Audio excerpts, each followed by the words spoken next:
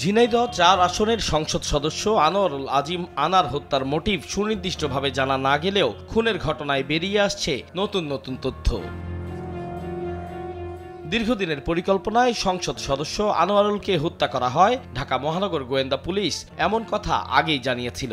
শনিবার তারা জানালেন এর আগেও দুবার হত্যাকারীরা আনারকে খুনের পদক্ষেপ নিয়েছিল, কিন্তু নানা কারণে সে সময় তা বাস্তবায়ন করা যায়নি।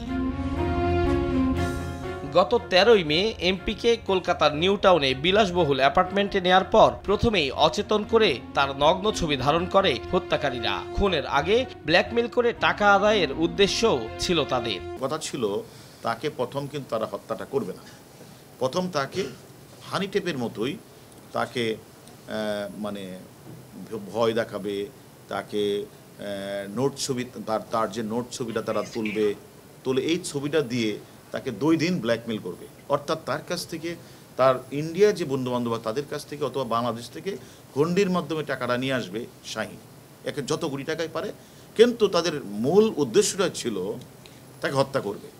নগদে 500 টাকা বা তার বেশি পেমেন্টে পেতে পারেন ঢাকায় জমিসহ 20 কোটি টাকার পুরস্কার। দুর্ভাগ্য দস্তাবেজের এক পর্যায়ে তাকে একটা ক্লোরোফর্ম মানে চেতনানাশক ঔষধ তার মুখে নাকে দিয়ে দেয়, দিলে চেতনানাশক হয়ে যায়। তখন তারা ছবি তুলেছে তার নোট, কিন্তু পরবর্তী পর্যায়ে তার আর জ্ঞান ফিরে নাই।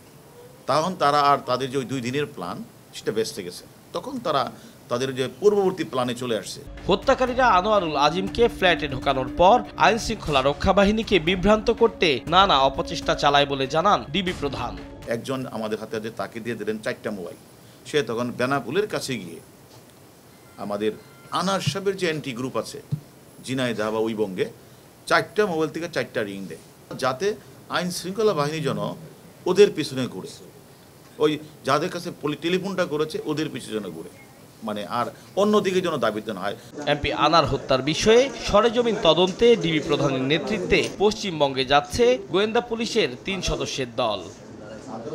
আতাউর কাউসার, সময় সংবাদ, ঢাকা।